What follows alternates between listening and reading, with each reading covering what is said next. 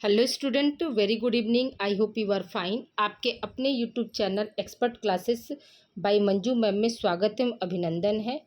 Student, आज मैं आप लोगों के लिए जो है MA 4 semester home science human development मानव विकास में जो आप लोगों का नया पेपर ऐड हुआ है, कौन सा स्टूडेंट, तो चौथा पेपर आप लोगों का जो नया ऐड हुआ है उसी की क्लास मैं लेकर आई हूँ। इसके पूर्व की क्लास में हमने आप लोगों को चैप्टर जो है पूरे डिटेल में आप लोगों को हमने पढ़ा दिया है और आज उसी चैप्टर से रिलेटेड आप लोगों का एमसीक्यू है जो आपका लेक्चर 2 है। स्टूडेंट, आज क्या है, आज आप लोगों का क्लास दूसरा यानी लेक्चर 2 है और इसके पूर्व की क्लास यानी लेक्चर 1 आप लोगों का कंप्लीट हो गया है।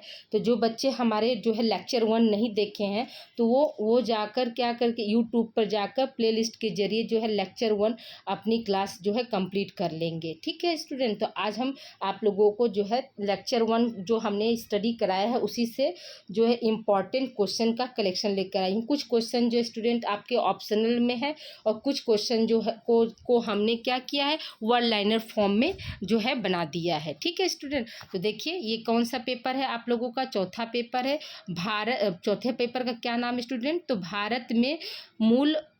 भारत में मानव अधिकार के मूलभूत, ठीक है, जिसको हम इंग्लिश में क्या बोलते हैं, basic of human rights in India. ये आपका क्या है, चौथा पेपर है स्टूडेंट। ठीक है, और 3 पेपर जो है आप लोगों को मैं इस चैनल पर पढ़ा चुकी हूँ, जिसमें से पहला पेपर आप लोगों का क्या है, व्यक्ति में विकलांगता है। ठीक है, पहला पेपर क्या है आपका, व्यक्ति में विकलांगता है, जिसको हम इंग्लिश में क्या बोलते हैं, पर्सन विथ डिसेबिलिटी बोलते हैं स्टूडेंट। ठीक है, व्यक्ति में विकलांगता। ठीक है, पहला पेपर क्या, व्यक्ति में विकलांगता है।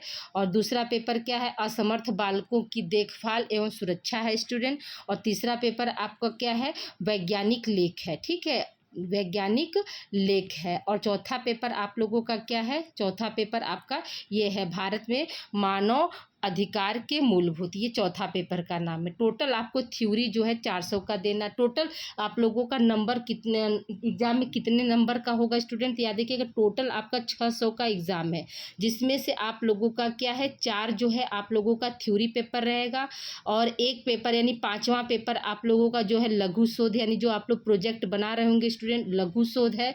ठीक है, आप लोग बना रहे होंगे। और छठा जो है आप लोगों का प्रैक्टिकल रहेगा, जो कि इन चारों थ्योरी पेपर से रिलेटेड रहेगा। ठीक है, चौथा पेपर आप लोगों का क्या रहेगा, प्रैक्टिकल रहेगा, जो कि आप लोगों का क्या है, थ्योरी पेपर से जो है रिलेटेड है।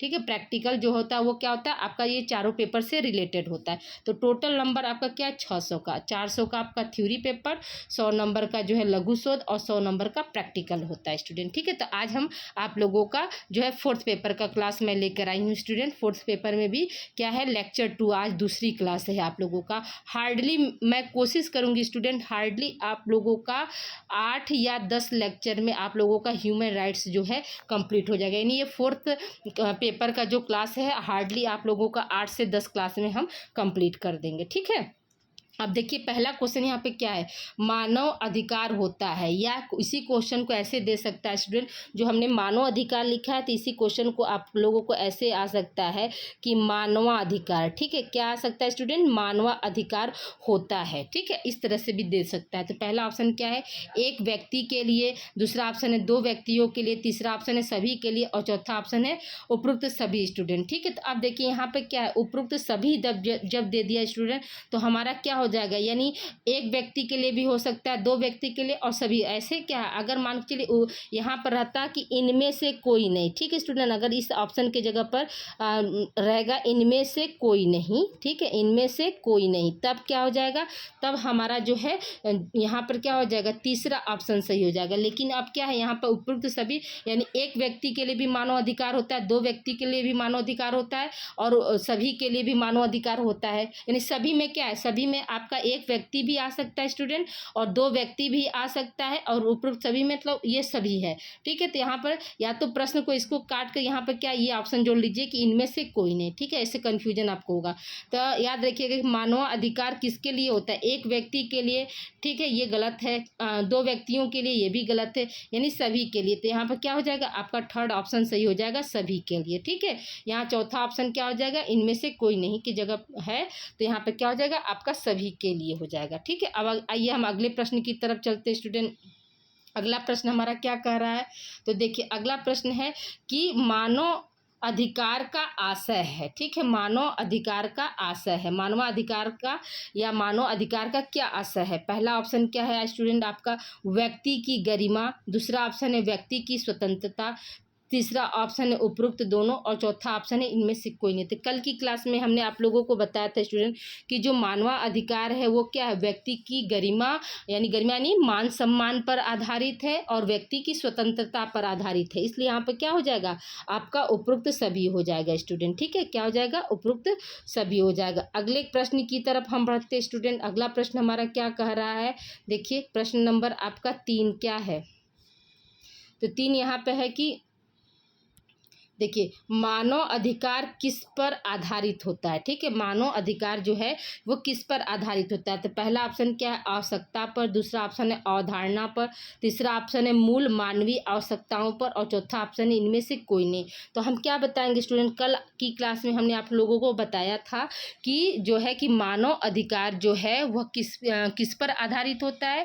तो आप लोगों को हमने बताया था कि मूल मानवीय आवश्यकताओं पर जो है वो क्या है आपका मानव अधिकार जो है क्या है आधारित होता है स्टूडेंट। अगले प्रश्न की ओर हम बढ़ते हैं स्टूडेंट। अगला प्रश्न हमारा क्या है, देखिए ये आपका मोस्ट इम्पॉर्टेंट प्रश्न है। ठीक है, अब तक का सबसे इम्पॉर्टेंट प्रश्न है स्टूडेंट कि मानव अधिकार को कहा जाता है। ये आपको हमने चिल्ला की कल की क्लास में बताया था कि मानव अधिकार का दूसरा नाम क्या है या मानव अधिकार को किस किस नाम से पुकारा जाता है। तो देखिए ये उपरोक्त सभी होगा। पहला ऑप्शन क्या, मूल अधिकार के नाम से भी हम मानवाधिकार को जानते हैं, आधारभुक्त अधिकार से भी हम मानवाधिकार को जानते हैं, जन्म अधिकार के नाम से भी मानव अधिकार या मानवाधिकार को जानते हैं, अंतर्निहित अधिकार के नाम से भी मानव अधिकार या मानवाधिकार। इसलिए यहाँ पे क्या हो जाएगा आपका उपरोक्त सभी हो जाएगा स्टूडेंट। ठीक है, ये मोस्ट इंपॉर्टेंट है। अगले प्रश्न की तरफ हम चलते स्टूडेंट। अगला प्रश्न हमारा क्या कह रहा है, देखिए क्वेश्चन नंबर नहीं देते स्टूडेंट। ठीक है, सीरियलिटी आप लोगों को इस तरह से दे रहे हैं।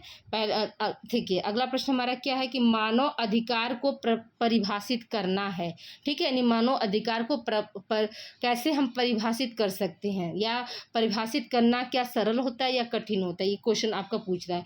पहला ऑप्शन क्या दिया है, सरल, दूसरा ऑप्शन है कठिन, तीसरा ऑप्शन है सरल तथा कठिन दोनों, और चौथा ऑप्शन इनमें से कोई नहीं। तो यहाँ पे क्या हो जाएगा स्टूडेंट आपका ऑप्शन 2 सही हो जाएगा कि मानव अधिकार को परिभाषित करना क्या है, कठिन कार्य होता है या कठिन है। ठीक है, अगला प्रश्न हमारा देखिए क्या कर रहा है स्टूडेंट। अगला प्रश्न हमारा क्या है कि मानव अधिकार के अंतर्गत आते हैं। पहला ऑप्शन क्या है, राजनीतिक अधिकार, दूसरा ऑप्शन है आर्थिक तथा सामाजिक अधिकार, तीसरा ऑप्शन सांस्कृतिक अधिकार, और चौथा ऑप्शन है उपरोक्त सभी स्टूडेंट। यहाँ पर क्या है स्टूडेंट, मानव अधिकार या मानव अधिकार के अंतर्गत क्या है आपका राजनीतिक अधिकार भी आते हैं, आर्थिक तथा सामाजिक अधिकार भी आते हैं, सांस्कृतिक अधिकार भी आते हैं। यहाँ पे क्या हो जाएगा आपका ऑप्शन जो है 4 हो जाएगा स्टूडेंट। ठीक है, अगले प्रश्न की तरफ हम चलते हैं स्टूडेंट। अगला प्रश्न हमारा क्या कह रहा है, देखिए अगला प्रश्न है कि मानव अधिकार में शामिल है। ठीक है, मानव अधिकार में क्या क्या शामिल है। तो हमने कल की क्लास में आप लोगों को बताया था स्टूडेंट कि जैसे मानव अधिकार में क्या था, मूल, वंश, धर्म, लिंग, राष्ट्रीयता, ये चाहे जो भी हो। ठीक है, मानव अधिकार जो होता है या मानव अधिकार क्या है सभी के लिए समान होता है। तो पहला ऑप्शन क्या है, मूल वंश, दूसरा ऑप्शन धर्म, तीसरा ऑप्शन है लिंग तथा राष्ट्रीयता, और चौथा ऑप्शन है उपरोक्त सभी। तो यहाँ पे क्या हो जाएगा उपरोक्त सभी हो जाएगा। देखिए मानव अधिकार जो है किसी विशेष जो है मूल कुल के लिए तो होता नहीं, विशेष धर्म के लिए भी नहीं है। तो मानव अधिकार क्या है सभी धर्मों के लिए, मतलब धर्मों के लिए अनिवार्य है। ठीक है, लिंग और राष्ट्रीयता को भी वो शामिल करके चलता है। ऐसा नहीं ना कि लड़का के लिए मानवाधिकार दूसरा है और लड़की के लिए मानवाधिकार दूसरा है, ऐसा नहीं है ना। तो इसलिए यहाँ पे क्या हो जाएगा आपका उपरोक्त सभी हो जाएगा स्टूडेंट। ठीक है, अगले प्रश्न की तरफ हम बढ़ते स्टूडेंट। अगला प्रश्न हमारा क्या कह रहा है कि मानव अधिकार के कितने प्रकार होते हैं, या क्वेश्चन आ सकता है स्टूडेंट आपका कि मानवा, ठीक है, मानवा अधिकार के, ठीक है, मानवा अधिकार के कितने प्रकार हैं। मानवा अधिकार भी आ सकता है, मानव अधिकार भी आ सकता है। ठीक है, तो हम क्या बताएंगे, ये वह है स्टूडेंट। ठीक है, तो यहाँ पे क्या है, पहला ऑप्शन क्या है, 2 प्रकार, 3 प्रकार, 5 प्रकार और ये सभी। तो याद रखिए स्टूडेंट, कल हम आप लोगों को बोलकर बताए थे कि मानवाधिकार या मानवाधिकार कितने तरह का होता है, तो 2 प्रकार का होता है। ठीक है, अगला प्रश्न हमारा क्या है स्टूडेंट, अगला प्रश्न देखिए वही प्रश्न है बट यहाँ पे क्या है, ऑप्शन बदल दिया गया है कि मानव अधिकार के कितने प्रकार होते हैं। ठीक है, पहला ऑप्शन क्या है, सिविल एवं राजनीतिक अधिकार, दूसरा ऑप्शन है आर्थिक, सामाजिक एवं सांस्कृतिक अधिकार, और चौथा ऑप्शन क्या है, ए तथा बी दोनों, यानी इसी को हम ए मान लिए और इसी को हम क्या है, बी मान लिए। और चौथा ऑप्शन क्या है, इनमें से कोई नहीं। तीसरा ऑप्शन है ए तथा बी दोनों और चौथा ऑप्शन क्या है, इनमें से कोई नहीं। तो हमने कल आप लोगों को बताया था कि जो मानवाधिकार है वो क्या है, 2 तरह का होता है। यहाँ पर क्या हो जाएगा, ए तथा बी दोनों। ठीक है, और जो ये अधिकार है तो सिविल और राजनीतिक अधिकार क्या था स्टूडेंट, तो अनुच्छेद, ठीक है, हमने क्या बताया था आपका, अनुच्छेद 1 से लेकर क्या है 21 तक ये आपका जो है सिविल एवं राजनीतिक अधिकार के अंतर्गत आता है। और वहीं पर क्या है हमारा 22 से लेकर क्या है, 22 से लेकर 30 तक जो है ये हमारा क्या, आर्थिक, सामाजिक, सांस्कृतिक अधिकार के अंतर्गत आता है। ठीक है, आपको ये भी हमने बताया था स्टूडेंट की जो मानवाधिकार है, अंतर्राष्ट्रीय मानवाधिकार संरक्षण अधिनियम जो 1993 में जिसे लाया गया था या गठन हुआ है, तो उसके अंतर्गत जो है अनुच्छेदों की संख्या कितनी होती है स्टूडेंट, तो 30 होती है। यानी 30 अनुच्छेद जो है ये मानवाधिकार के तहत जो है लिया गया है। और 30 में क्या है, 30 में 1 से लेकर 21 तक जो है वो सिविल एवं राजनीतिक अधिकार में है, और 22 से लेकर 30 अनुच्छेद तक क्या है वो आर्थिक, सामाजिक और सांस्कृतिक अधिकार के लिए कहा गया है। ठीक है, आई होप यहाँ तक आप लोग को क्लियर हो गया होगा स्टूडेंट। अगले प्रश्न की तरफ हम बढ़ते हैं स्टूडेंट। अगला प्रश्न हमारा देखिए क्या कह रहा है, क्वेश्चन नंबर तो है नहीं, सिविल एवं राजनीतिक अधिकारों में शामिल है। ठीक है, सिविल एवं राजनीतिक अधिकारों में शामिल है। तो पहला ऑप्शन क्या है, प्राण, दूसरा ऑप्शन स्वतंत्रता एवं व्यक्तियों की सुरक्षा, तीसरा ऑप्शन है निजता का अधिकार, चौथा ऑप्शन है संपत्ति का अधिकार, पांचवा ऑप्शन उत्पीड़न से सहायता, स्वतंत्रता। ठीक है, और छठा क्या है आपका उपरोक्त सभी स्टूडेंट। तो यहाँ पे क्या हो जाएगा आपका छठा ऑप्शन जो सही हो जाएगा, उपरोक्त सभी। हालांकि आप लोगों को क्या एग्जाम में 4 ही ऑप्शन रहेगा, लेकिन याद रखिएगा कि 6 मेरा एक जगह देने का बस एक ही पर्पज था कि आप लोग इसको बारे में जान सके। ठीक है, आइए स्टूडेंट हम लोग आगे का क्वेश्चन देखते हैं। अगला क्वेश्चन क्या है स्टूडेंट, तो अगले क्वेश्चन पर जाने से पहले स्टूडेंट आप लोगों से एक छोटी सी हम्बल रिक्वेस्ट है कि आप लोग वीडियो को लाइक कीजिए स्टूडेंट। ठीक है, आप लोग देख तो लेते हैं लेकिन लाइक करना भूल जाते हैं, और अधिक से अधिक मतलब कम से कम आप लोग जो है 2 बच्चों को आप लोग शेयर कीजिए स्टूडेंट। ठीक है, वीडियो जितना ही शेयर होगा उतने ही लोगों को पता चलेगा कि आप लोगों में क्या है 4th पेपर भी जुड़ा है। बहुत से बच्चों को क्या है अभी तक ये पता नहीं है कि PG 4th सेमेस्टर यानी MA 4th semester home science में चौथा पेपर भी जुड़ा है। ठीक है, तो आप लोग से प्लीज़ हम्बल रिक्वेस्ट है कि आप लोग ज़्यादा से ज़्यादा इस वीडियो को आप लोग शेयर कीजिए, वीडियो को लोगों तक पहुंचाइए। और अगर आप एक बार इस चैनल पर जुड़ जाएंगे स्टूडेंट तो आपको कहीं भी जाने की आवश्यकता नहीं है। मैं आप लोगों को इस चैनल पर पूरे पेपर यानी चारों पेपर का जो है आप लोगों को मैं क्वेश्चन प्रोवाइड करूंगी और चैप्टर वाइज प्रोवाइड करूंगी स्टूडेंट। ठीक है, आप लोगों का जैसे फर्स्ट पेपर जो है आप लोगों का व्यक्ति में विकलांगता, उसका जो है करीब करीब हमको लगता है एक या 2 मॉडल पेपर हमने उसका बना दिया है। ठीक है, आप लोग घबराइए मत, बिल्कुल अभी आप लोगों के पास पर्याप्त समय है। चौथा पेपर मैं इसलिए स्टार्ट कर दी हूँ स्टूडेंट क्योंकि ये नया पेपर है और इसको क्या कम से कम आप लोगों को 2-3 बार एटलीस्ट पढ़ना पड़ेगा। और जो 3 पेपर है स्टूडेंट ये आप लोग कॉलेज में ऑलरेडी पढ़े हैं, इसके बारे में आप लोगों को नॉलेज है, लेकिन चौथे पेपर के बारे में क्या है आप लोगों के पास नॉलेज का अभाव है। तो इसलिए प्लीज़ आप लोग पूरी तरह से फोकस करके इसे मैं जैसे ही वीडियो अपलोड करती हूँ यानी हार्डली आप लोगों का 5 से 7 बजे के बीच में आप लोगों का ये क्लास जो है यूट्यूब पर चला जाता है, तो आप लोग समय निकाल कर वीडियो को पूरा देखिए। ठीक है स्टूडेंट, को आप लोग के पास समय है, आप लोग चाहिए तो क्वेश्चन को उतार भी सकते, वीडियो को क्लिक करके रोक करके क्या करिए क्वेश्चन को आप लोग उतार लीजिए और यही क्वेश्चन बस आप लोग बार बार जो है याद कर लीजिए अच्छे से। एक वीडियो को कम से कम एटलीस्ट 2 बार तो ज़रूर आप लोग देखिए। ठीक है, 2 बार जरूर आप लोग इसको देखिए, ताकि सारे जो है पॉइंट्स आप लोगों के क्लियर हो जाएंगे। ठीक है, ओके स्टूडेंट। तो आइए देखिए इसमें क्या है।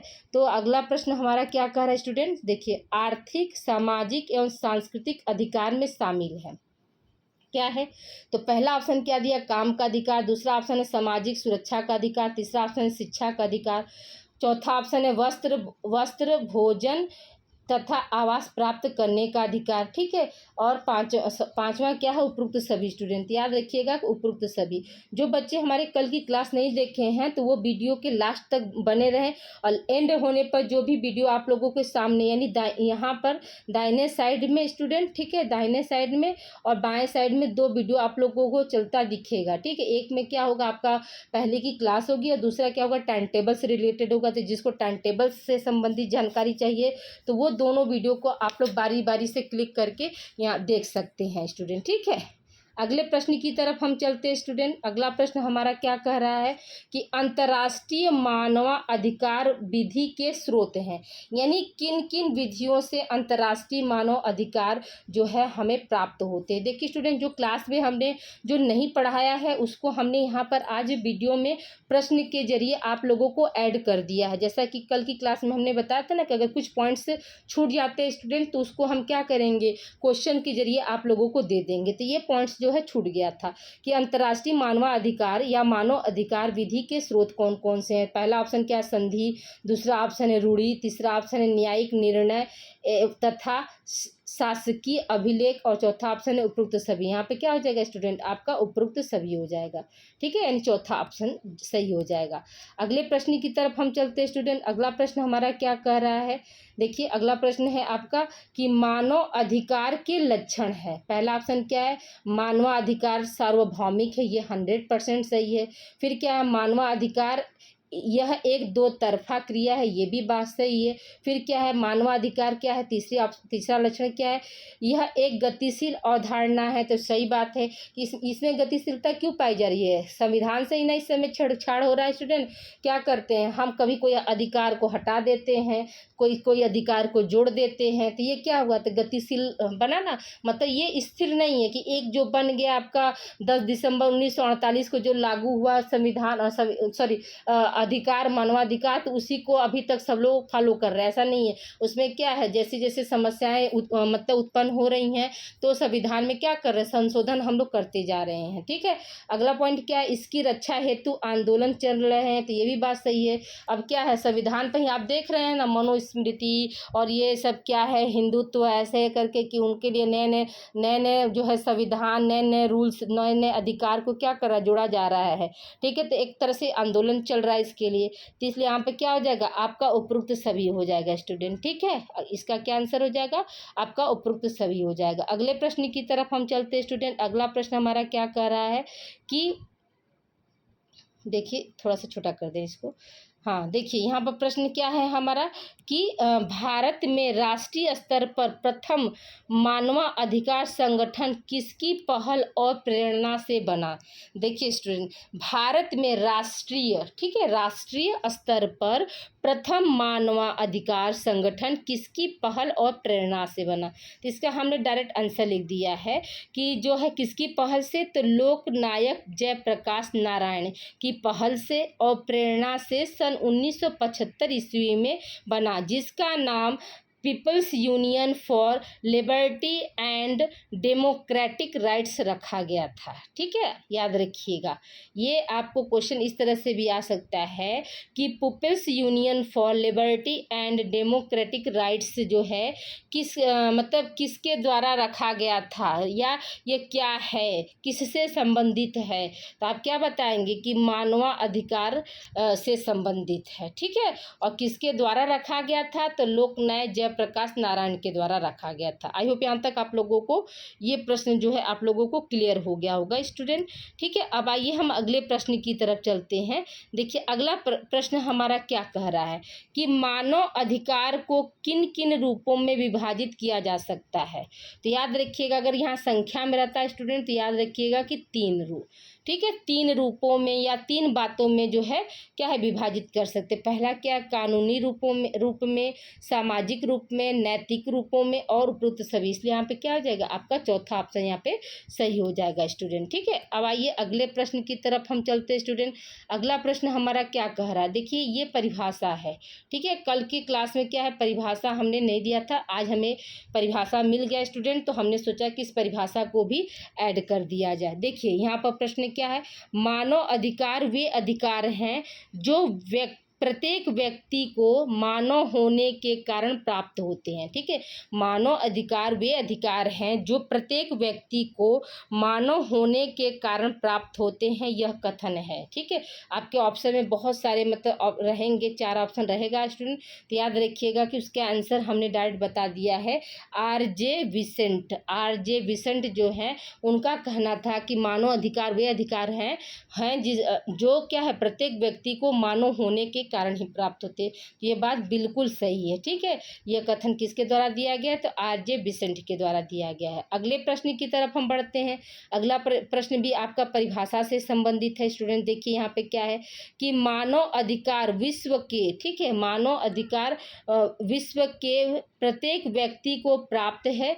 यह अधिकार पैदा नहीं किया जा सकता और नहीं खरीदा जा सकते, अपितु यह अधिकार संविदावादी प्रतिक्रियाओं से मुक्त होते हैं। यह कथन किसका है स्टूडेंट, तो याद रखिएगा कि डेविड सेलबाई का है। किसका है स्टूडेंट, डेविड सेलबाई ने कहा था कि जो है मानव अधिकार जो है वो विश्व के प्रत्येक व्यक्ति को प्राप्त होता है और इसे हम न तो पैदा कर सकते हैं और न ही हम इसको क्या है खरीद सकते हैं। ठीक है, खरीदना और बेचना एक तरह से मान लीजिए पैदा करना, ये शब्द जहाँ आएगा और कथन पूछेगा तो हम क्या बताएंगे स्टूडेंट की डेविड सेलबाई। ये देखिए आपको मतलब हमने ट्रिक बताया कि जो उसमें पैदा और खरीदना शब्द आ जाएगा तो वह कथन किसका हो जाएगा, डेविड सेलबाई का हो जाएगा। ठीक है, ओके, आगे हम चलते हैं। अगला प्रश्न हमारा क्या कह रहा है स्टूडेंट, देखिए अगला प्रश्न है कि मानव अधिकारों का संबंध व्यक्ति की गरिमा,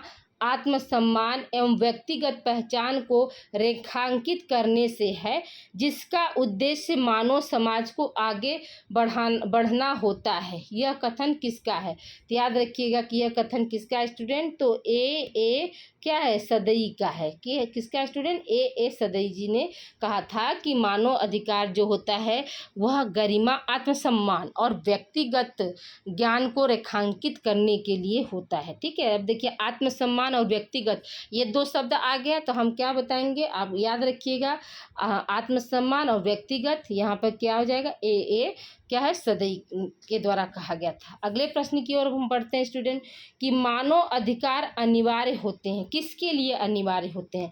पहला ऑप्शन क्या है, मनुष्य के लिए, मनुष्य के जीवन के लिए, दूसरा ऑप्शन है उसके अस्तित्व के लिए, तीसरा ऑप्शन है व्यक्तित्व विकास के लिए और चौथा ऑप्शन है उपरोक्त सभी। स्टूडेंट यहाँ पे क्या हो जाएगा उपरोक्त सभी, चौथा ऑप्शन का आंसर जो है उपरोक्त सभी हो जाएगा स्टूडेंट। ठीक है, अगला प्रश्न हमारा क्या कह रहा है, मानव अधिकार रूपी अवधारणा है। ठीक है, मानव अधिकार रूपी अवधारणा क्या होती है।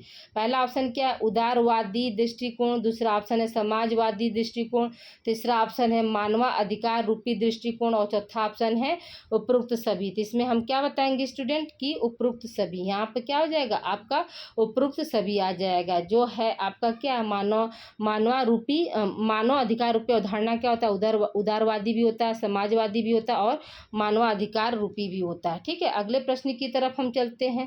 जीने का अधिकार किस संविधान के किस अनुच्छेद में मिलता है। ठीक है, जीने का अधिकार संविधान के होना चाहिए। ठीक है स्टूडेंट, जीने का अधिकार संविधान के किस अनुच्छेद में दिया गया है, तो याद रखिएगा कि वह अनुच्छेद क्या है आपका 21 है। क्या है स्टूडेंट, अनुच्छेद कौन सा हो जाएगा आपका 21 अनुच्छेद हो जाएगा, ये उत्तर है आपका। ठीक है, ओके, आगे हम चलते हैं स्टूडेंट। अगला प्रश्न हमारा क्या कह रहा है, देखिए मानव अधिकार को किन परिप्रेक्ष्यों में देखा जाता है। ठीक है, मानव अधिकार को किन परिप्रेक्ष्यों में देखा जाता है। आपको वही क्वेश्चन अभी देखिए, इसके ऊपर एक प्रश्न आपका बीता है स्टूडेंट, जिसमें क्या था कि मानव अधिकार को किस नाम से हम जानते हैं। तो अब यहाँ वो प्रश्न किस रूप में आ गया कि किस परिप्रेक्ष्य में देखा जाता है। ठीक है, किस परिप्रेक्ष्य में देखा जाता जाता है। तो अब आप क्या बताएंगे स्टूडेंट? देखिए यहाँ पर क्या है, पहला ऑप्शन क्या है, मूल अधिकार, ठीक है, ये भी बात एकदम 100% सही है। आधारभूत अधिकार, ये भी सही है। अंतर्निहित अधिकार, ये भी सही है। प्राकृतिक अधिकार, ये भी सही है। जन्मतः अधिकार, ये भी सही है। और यहाँ पर क्या हो जाएगा आपका, उपरोक्त सभी हो जाएगा स्टूडेंट, ठीक है। अब देखिए यहाँ पर एक नया वर्ड आ गया, परिप्रेक्ष्यों में देखा जाता है। तो हमने सोचा कि इस क्वेश्चन को इस तरह से भी आप लोगों को बता दें ताकि आप लोगों को कोई दिक्कत ना हो, ठीक है। अगले प्रश्न की तरफ हम चलते हैं स्टूडेंट। अगला प्रश्न हमारा क्या कर रहा है, मानव अधिकार के अंतर्गत नागरिकों के किन अधिकारों की को मान्यता दी गई थी, ठीक है। पहला ऑप्शन क्या, अभिव्यक्ति की स्वतंत्रता। दूसरा ऑप्शन है विधि के समक्ष समता का अधिकार। तीसरा ऑप्शन है मताधिकार। चौथा ऑप्शन है व्यापार व्यवसाय का अधिकार। और पांचवा है न्याय पाने का अधिकार। और छठवां है उपरोक्त सभी स्टूडेंट। हम लोग क्या बताएंगे स्टूडेंट, उपरोक्त सभी, ठीक है। यहाँ पे क्या हो जाएगा, 6 है, ठीक है। अगले प्रश्न की तरफ हम चलते हैं स्टूडेंट। अगला प्रश्न हमारा क्या कह रहा है, अब देखिए यहाँ से जो प्रश्न होंगे स्टूडेंट वो आप लोगों को थोड़ा सा 1 लाइनर फॉर्म में भी हमने दे दिया क्योंकि इसका आंसर जो है एक ही होगा। देखिए अगला प्रश्न हमारा क्या है, मानवाधिकार का मैग्ना कार्टा किसे कहा जाता है। मानवाधिकार का मैग्ना कार्टा किसे कहा जाता है, तो इसका आंसर ही डायरेक्ट हमने लिख दिया कि मानवाधिकार का सार्वभौमिक घोषणा को हम क्या बोलते हैं, मानव अधिकार का मैग्ना कार्टा बोलते हैं स्टूडेंट, ठीक है। अगला प्रश्न हमारा क्या है, मानव अधिकार का सार्वभौमिक घोषणा कब किया गया था। यानी मानव अधिकार का जो सार्वभौमिक का मतलब स्टूडेंट की सारे जगह, पूरे जगह, यानी विश्व के हर कोने में एक जो घोषणा हुई इसको हम क्या बोलते हैं, सार्वभौमिक बोलते हैं, ठीक है। तो अब यहाँ पे आंसर क्या हो जाएगा आपका जो है 10 दिसंबर 1948 ईस्वी को किया गया था, ठीक है। अब इसमें क्या है, इसमें आपको ऑप्शन रहेगा स्टूडेंट, ठीक है। इसी ऑप्शन में क्या कर देंगे आपका, मान लीजिए ए ऑप्शन जो है 10 दिसंबर दे देंगे, ठीक है। बी ऑप्शन दे देंगे 10 अक्टूबर दे दिया, ठीक है। सी ऑप्शन दे देंगे आपका 11 अक्टूबर, ठीक है। और डी ऑप्शन दे देगा आपको 9 दिसंबर, ठीक है। तो हम क्या बताएंगे कि हमारा जो 10 दिसंबर को क्या है, मानव अधिकार का सार्वभौमिक घोषणा जो है किया गया था। और किस सन में किया गया था, तो 1948 ईस्वी में किया गया था। अगले प्रश्न की तरफ हम बढ़ते हैं स्टूडेंट। अगला प्रश्न हमारा क्या कह रहा है कि किसी भी व्यक्ति को मानव अधिकार कब से प्राप्त होता है, ठीक है। किसी भी व्यक्ति को मानव अधिकार जो है कब से प्राप्त होता है, जन्म से, प्रौढ़ावस्था में, वृद्धावस्था में, इनमें से कोई नहीं। तो हम क्या बताएंगे स्टूडेंट कि जो है किसी भी व्यक्ति को जो है मानव अधिकार जो है कहाँ से प्राप्त होता है, तो जन्म से प्राप्त होता है। अगले प्रश्न की ओर हम चलते हैं स्टूडेंट। अगला प्रश्न हमारा क्या कह रहा है कि किसकी अध्यक्षता में अंतर्राष्ट्रीय मानव अधिकार आयोग का गठन किया गया था, ठीक है। यानी वो कौन सी अध्यक्ष थी जिनके में अंतर्राष्ट्रीय मानव अधिकार आयोग का गठन हुआ था। तो याद रखिएगा कि एलेनोर रूजवेल्ट ने के उपस्थिति में कब हुआ था स्टूडेंट, 10 दिसंबर, ठीक है। आप लोग ईयर भी याद रखिएगा, 10 दिसंबर 1948, ठीक है। अगले प्रश्न की ओर हम बढ़ते हैं स्टूडेंट। अगला प्रश्न हमारा क्या कह रहा है, देखिए अंतर्राष्ट्रीय मानवाधिकार दिवस कब मनाया जाता है। अंतर्राष्ट्रीय मानवाधिकार दिवस हम कब मनाते हैं स्टूडेंट, तो 10 दिसंबर को मनाते हैं, ठीक है। अंतर्राष्ट्रीय मानवाधिकार दिवस हम कब मनाते हैं स्टूडेंट, तो 10 दिसंबर को मनाते हैं। अगला प्रश्न हमारा क्या है, भारतीय राष्ट्रीय मानवाधिकार कब मनाया जाता है। भारतीय राष्ट्रीय मानवाधिकार दिवस जो है कब मनाया जाता है स्टूडेंट, तो याद रखिएगा कि 12 अक्टूबर को। कब मनाया जाता है स्टूडेंट, 12 अक्टूबर को। अगले प्रश्न की ओर हम बढ़ते हैं। देखिए अब यहाँ पर ऑप्शन रहेगा स्टूडेंट, देखिए अब यहाँ पर जैसे आपका क्वेश्चन है कि अंतर्राष्ट्रीय मानवाधिकार दिवस कब मनाया जाता है, तो ए ऑप्शन आपका हो जाएगा 10 दिसंबर, ठीक है। आपका ऐसा नहीं कि ऑप्शन नहीं रहेगा, बी ऑप्शन रहेगा आपका 11 दिसंबर, ठीक है। सी ऑप्शन हो जाएगा 10 अक्टूबर और डी ऑप्शन हो जाएगा 10 नवंबर, तो हम क्या बताएंगे स्टूडेंट कि हमारा जो अंतर्राष्ट्रीय मानवाधिकार क्या है वो 10 दिसंबर को मनाया जाता है। और यहाँ पर अंतर्राष्ट्रीय शब्द है स्टूडेंट, इसलिए क्या है 10 दिसंबर। यहाँ पे क्या भारतीय राष्ट्रीय मानवाधिकार यानी भारत में राष्ट्रीय मानवाधिकार जो है कब हम मनाते हैं, कब किस दिन को मनाते हैं, तो 12 अक्टूबर को हम राष्ट्रीय मानवाधिकार दिवस मनाते हैं स्टूडेंट। ठीक है, आई होप यहाँ तक आप लोग को क्लियर हो गया होगा। अब आइए हम अगले प्रश्न की ओर बढ़ते हैं स्टूडेंट। अगला प्रश्न हमारा क्या कह रहा है कि राष्ट्रीय मानवाधिकार आयोग कैसा निकाय है। ठीक है, तो आपके ऑप्शन में रहेगा असंविधिक, ठीक है, सांविधिक निकाय, असंविधिक निकाय, और सी ऑप्शन हो जाएगा उपरोक्त में से दोनों। तो हम क्या बताएंगे, इसका आंसर क्या है आपका सांविधिक निकाय होता है। ठीक है, अगले प्रश्न की ओर हम चलते हैं स्टूडेंट। अगला प्रश्न हमारा क्या कह रहा है कि राष्ट्रीय मानवाधिकार का गठन संसद के कौन से अधिनियम के अंतर्गत हुआ है। ठीक है, तो याद रखिएगा कि ये क्या है, राष्ट्रीय मानवाधिकार का गठन संसद के किस अधिनियम के अंतर्गत हुआ है। इसका आंसर क्या हो जाएगा, मानव अधिकार संरक्षण अधिनियम। ठीक है, क्या हो जाएगा स्टूडेंट, इसका आंसर क्या हो जाएगा, मानव अधिकार संरक्षण अधिनियम। ठीक है, मानव अधिकार संरक्षण अधिनियम 1993। ठीक है, क्या हो जाएगा, मानव अधिकार संरक्षण अधिनियम 1993। अगले प्रश्न की तरफ हम बढ़ते हैं स्टूडेंट। अगला प्रश्न हमारा क्या कह रहा है, देखिए, मानव अधिकार संरक्षण अधिनियम 1993 कितने अध्यायों तथा धाराओं में विभक्त है। याद रखिएगा कि जो अध्याय की संख्या है वो 8 है, यानी 8 अध्यायों तथा 43 धाराओं में क्या है वो बटा हुआ। विभक्त का मतलब क्या होता है स्टूडेंट, बटा हुआ। विभक्त का मतलब क्या होता है, बटा हुआ। अगला प्रश्न हमारा क्या है, राष्ट्रीय मानवाधिकार आयोग एक स्वतंत्र वैधानिक संस्था है, इसकी स्थापना कब हुई थी। तो याद रखिएगा कि राष्ट्रीय मानवाधिकार आयोग एक स्वतंत्र वैधानिक संस्था है, की स्थापना कब हुई थी स्टूडेंट। तो हम क्या बताएंगे कि 12 अक्टूबर 1993 को हुई थी। 12 अक्टूबर 1993 को हुई थी। अगला प्रश्न हमारा क्या कह रहा है स्टूडेंट। अगला प्रश्न है कि राष्ट्रीय मानव अधिकार आयोग का मुख्य कार्य क्या है। पहला ऑप्शन क्या है, जीवन का अधिकार संरक्षित करना, स्वतंत्रता का अधिकार संरक्षित करना, समानता का अधिकार संरक्षित करना, उपरोक्त सभी। तो हम क्या बताएंगे स्टूडेंट, उपरोक्त सभी बताएंगे। ठीक है, यानी यहाँ पर क्या हो जाएगा आपका चौथा ऑप्शन सही हो जाएगा, उपरोक्त सभी। आई होप यहाँ तक आप लोग को क्लियर हो गया होगा स्टूडेंट। ठीक है, देखिए अगला प्रश्न हम बढ़ते हैं स्टूडेंट अगले प्रश्न की तरफ कि राष्ट्रीय मानव अधिकार आयोग के प्रथम अध्यक्ष कौन थे। ठीक है, राष्ट्रीय मानव अधिकार आयोग के प्रथम अध्यक्ष कौन थे, तो न्यायमूर्ति रंगनाथ मिश्र थे। ठीक है, रंगनाथ मिश्र थे।